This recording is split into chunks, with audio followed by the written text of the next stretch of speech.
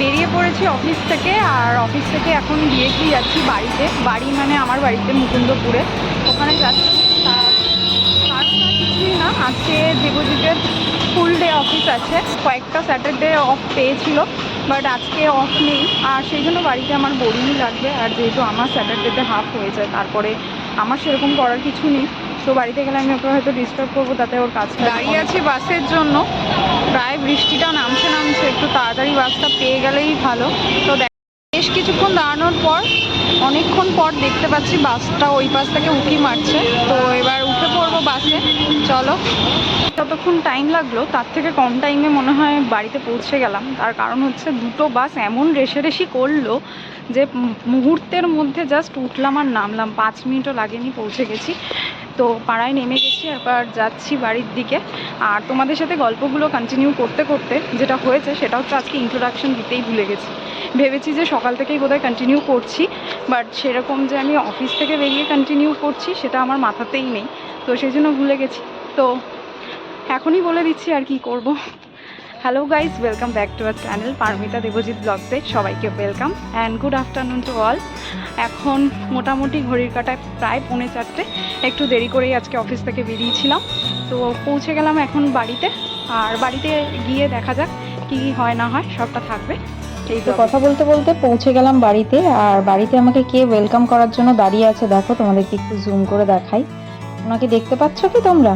চলো ভেতরে গিয়ে আর একটু ভালো করে দেখাবো। ওতো ওতো ওতো, চলো বেই যাবো। ওতো ওতো, উঠবে না, উঠবে না তুমি? এই যে মামামকে ফোনের মধ্যে দেখা যাচ্ছে যাচ্ছে। আমি বাড়িতে এলেই ওর এখন একটা কাজ হয়েছে, সেটা হচ্ছে আমার এই অফিসের ব্যাগটা খুলে বসা, এর মধ্যে থেকে জিনিস ও বার করে, আবার সেরকমই কিন্তু জিনিসগুলো রেখে দেয়। কোনো জিনিস কিন্তু এদিক ওদিক করে না, বাট ব্যাগটা এইভাবে খুলে খেলতে দিলে ও বেশ আনন্দ পায়।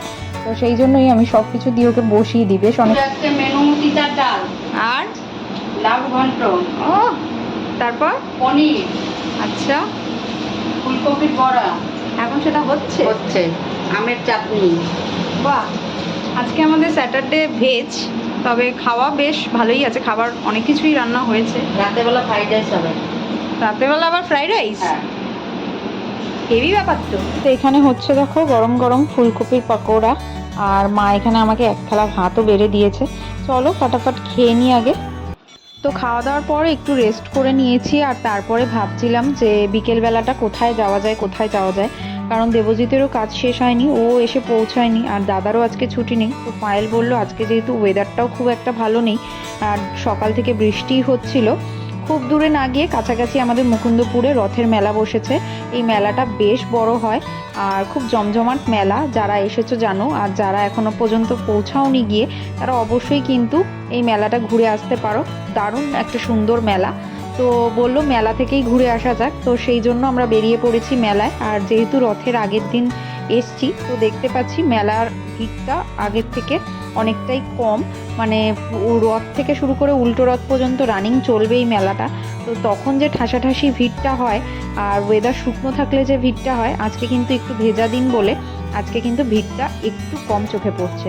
তো প্রথমেই চলে এসেছি, বিভিন্ন দোকান এখানে খুলে গেছে, তো সেগুলো দেখবো। মেলা মানেই টুকিটাকি জিনিস থেকে শুরু করে ঘর গোছানোর জিনিস, জুয়েলারি সব কিছুই পাওয়া যায় একই আকাশের নিচে। আর এখানে দেখতে পাচ্ছ নানান ধরনের জিনিস। আমরা প্রথমেই দেখার চেষ্টা করছি মামামের জন্য কোনো খেলনা নেওয়া যায় কিনা, কারণ মা বলেছে খেলনা নিয়ে তবেই আসতে। তো ওর জন্য যেটা ইউজফুল হবে সেটাই আমরা নেব আজকে। তো সেই জন্য প্রথমে ডিসাইড করলাম আজকে প্রত্যেকটা দোকান ঘুরে ঘুরে আগে দেখে নিই কী পাওয়া যাচ্ছে না যাচ্ছে, তারপরেই নেব। আর এখানে মেয়েদের জুয়েলারির যে দোকানগুলো বসে, তো সেগুলো দেখলে তো মেয়েরা একটু দাঁড়িয়েই পড়ে জানো তোমরা। তো এখানে আচার টাচারেরও দোকান বসেছে, বেশ লোভনীয়। আর এখানে দেখো বক্স করে এখনও মালপত্র গোছানো চলছে। যদিও জানি যে যেই সময় তোমরা আমার ব্লগটা দেখছো তখন এই মেলাটা রানিং চলবে, কারণ রথের আগের দিন আমি মেলায় ঘুরছি। আজকে স্যাটারডে, আর স্যাটারডে করেই আমি প্রেফার করি ব্লগ করার। সানডেতে রথের দিনকে আমি তোমাদেরকে কনফার্মলি বলতে পারছি না এটা পোস্ট করতে পারবো কিনা, বাট উইকডেজের মধ্যে আমি চেষ্টা করব মেলাটা থাকতে থাকতে যাতে পোস্ট করে দিতে পারি, যাতে রথে না হলেও উল্টো রথের মধ্যে তোমরা এসে একবার ঘুরে যেতে পারো। বিশাল বড় জায়গা এলাকা নিয়ে মেলাটা হয়। এখানে দেখো অধিকাংশ দোকান কিন্তু এখনো পর্যন্ত বন্ধ, আর এখনো বসার মতন তৈয়ারিটা চলছে। আর এখানে অলিতে গলিতে এত দোকান বসে না, রাস্তা বোঝা যায় না, কিন্তু চেনা রাস্তাও গুলিয়ে যায়। আর মেলা মানেই তো একটু ফুচকা ঘুগনি খাওয়া, তো সেই রকম আমরাও খেয়ে নিচ্ছি। আর এরপরে একটু আগিয়ে যাব রথটা কোন দিকে বসেছে সেটা দেখার জন্য।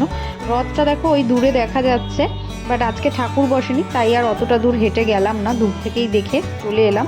বাড়িতে চলে এসেছি, মনার জন্য এই খেলনাটা নিয়েছি। এটা একটা স্প্রিং টাইপের, তো এটা দিলে আমার মনে হয় যে ও একটু কালারগুলোর সাথে পরিচিত হবে। আর এখানে ওর একটা খেলনা বাটি আছে।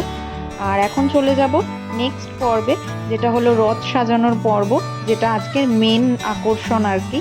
তো আজকে আমাদের সন্টুর রথ রেডি হয়ে গেছে। তো ওর প্রথম রথ এইরকম, আর ওর রথের ডিজাইন, ওর জন্য একতলা রথ নিয়ে আসা হয়েছে। তার কারণ এটাই ওর জন্য পারফেক্ট মনে হচ্ছে এই বছরের জন্য। ঘোড়াটা আগে কাঠের থাকতো আমাদের সময়, এখন প্লাস্টিকের হয়ে গেছে। তো দেখা যাক এরকম কি ও রথ টানে। নেক্সট ইয়ার থেকে সেই বুঝে আবার কিনে আনা হবে।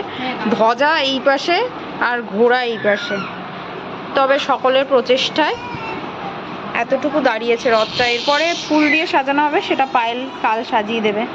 তো আরেকজনকে তোমরা দেখতে পাচ্ছ এখন, তো তার জন্য বলে রাখি যে তার কিন্তু রথ টানার ছবিপত্র সব কিছুই আমার কাছে চলে এসছে, যেহেতু আমি একটু দেরিতে এটা পোস্ট করছি ভিডিওটা, তো সেটাও আমি অ্যাডিশনালি আমার ভিডিওর শেষে একটু অ্যাড করে দেবো। তোমরা অবশ্যই দেখে জানিও কেমন লাগছে। ভালো লাগলে অবশ্যই লাইক শেয়ার কিন্তু করতে ভুলো না, আর কমেন্ট করেও জানিও। এটা হচ্ছে আমাদের পুচকির ছোট্ট একটা জগন্নাথ বলরাম সুভদ্রা এই বছরের জন্য। কেমন হয়েছে অবশ্যই কিন্তু তোমরা জানিও কমেন্টের মাধ্যমে। তো চলে এসছে একদম রাতের মেনুতে, রাতের এরকম একটা দুর্দান্ত মেনুর সাথে আজকের ভিডিওটা এখানেই এন্ড করলাম। সবাই ভালো থেকো, সুস্থ থেকো, সাবধানে থেকো। নতুন একটা ব্লগে সবার সাথে দেখা হবে নতুন করে। আজকের মতন tata, bye bye and good night.